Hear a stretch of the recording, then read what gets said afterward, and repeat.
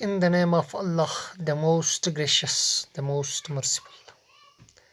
Assalamu alaikum and welcome मेरे प्यारे बच्चों। ये क्लास 6 का साइंस सब्जेक्ट का लेक्चर है। हम जो चैप्टर डिस्कस कर रहे थे वो था getting to know plants. Plants के बारे में हमने जानकारी हासिल की। प्लांट पार्ट्स के बारे में इस चैप्टर में हमने मालूमात हासिल की।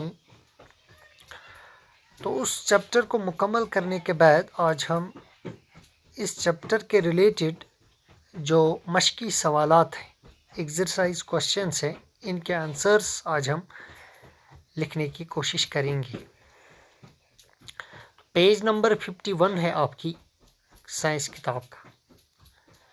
तो पहला क्वेश्चन जो है, correct the following statements and rewrite them in your notebook. आपको कुछ स्टेटमेंट्स दिए गए हैं, ये गलत है, आपने इनको सही लिखना है, दोबारा से लिखना है सही करके। तो पार्ट ए जो है, stem absorbs water and minerals from the soil. आपने प्लांट पार्ट्स के बारे में पढ़ा है, ठीक है। तो स्टेटमेंट ए जो कह रहा है कि स्टेम वाटर और मिनरल्स को एब्जॉर्ब करता है सॉइल से, क्या ये सही है? नहीं। तो कौन सा पार्ट प्लांट का एब्जॉर्ब करता है water and minerals from the soil? तो इसको जब हम दोबारा लिखेंगे तो पार्ट ए का सॉल्यूशन आप लिखें, roots absorb water and minerals from the soil. तो स्टेम के बदले रूट आएगा, क्योंकि रूट जो है ये प्लांट पार्ट, ये वो प्लांट पार्ट होता है जो वाटर और मिनरल ज़मीन से जज़ब करते हैं, ठीक है ना। तो अब इसको हमने सही किया, roots absorb water and minerals from the soil. इसके बाद स्टेटमेंट बी है, leaves hold the plant upright. कुलियस कुशु पार्ट छ दिवान खड़ा रोजनस मज मदद, ठीक। ये लीव्स नहीं है बल्कि ये स्टेम है। तो बी पार्ट का हम सॉल्यूशन लिखेंगे, stem holds the plant upright, okay. इसके बाद पार्ट सी है, roots conduct water to the leaves. Roots जो है ये पानी को ऊपर पहुंचाते हैं या ऊपर खींचते हैं लीव्स तक। रूट्स नहीं, roots absorb water from the soil, not conduct water to the leaves, but it is the stem. तो पार्ट सी का आप लिखेंगे, stems conduct water to the leaves, तभी ये स्टेटमेंट करेक्ट बन पाएगा, ठीक है प्यारे बच्चों। उसके बाद पार्ट डी है, the number of petals and stamens in a flower is always equal. चूंकि मैंने आपको प्लांट पार्ट्स के बारे में भी पढ़ाया है, उसमें से प्लांट के दो पार्ट्स हैं, पेटल और स्टेमन।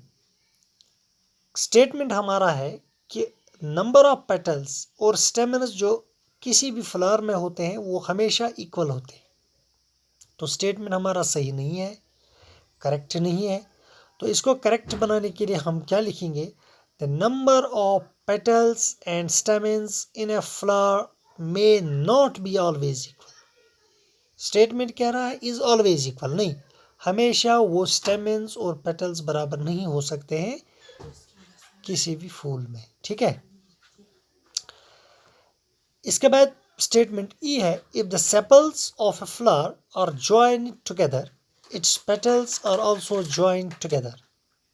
अगर फ्लावर के सेपल्स एक दूसरे से जुड़े हुए हैं तो उसके पेटल्स भी एक दूसरे के साथ जुड़े हुए होंगे, नहीं। ई पार्ट, इसका हम करेक्ट स्टेटमेंट कैसे बनाएंगे, क्या लिखेंगे, if the sepals of a flower are joined together its petals are separate. तो पेटल्स उसके जॉइन नहीं होंगे बल्कि वो सेपरेट होंगे। ठीक है, तो इस तरीके से स्टेटमेंट करेक्ट बन जाता है। इसके बाद पार्ट एफ है, if the petals of a flower are join together. अब अगर फ्लावर के पेटल्स एक दूसरे से जुड़े हुए हैं, then the pistil is join to the petal. तो pistil which is another part of a flower, वो पेटल के साथ जुड़ा हुआ होता है नहीं। इस स्टेटमेंट को करेक्ट करना है। तो इसको हम कैसे लिखेंगे? If the petals of a flower are joined together then the pistil may or may not be joined to the petal. Okay, there is a probability, ये हो भी सकता है या नहीं भी हो सकता है। So this was question number 1 in which statements were given. These statements were not correct, they were incorrect, and we correct them and rewrite them. Okay. Then there is question number 2. Draw a leaf, a taproot, and a flower you have studied for table 7.3. तो question number 2 जो है, it is related to the skill, or we can say the drawing, the art. इसमें से आपको draw करना है, बनाना है, खींचना है। एक तो आपने लीफ बनाना है, यानी पत्ते की शक्ल बनानी है। इसके बाद टैप रूट और एक फ्लावर आपने बनाना है।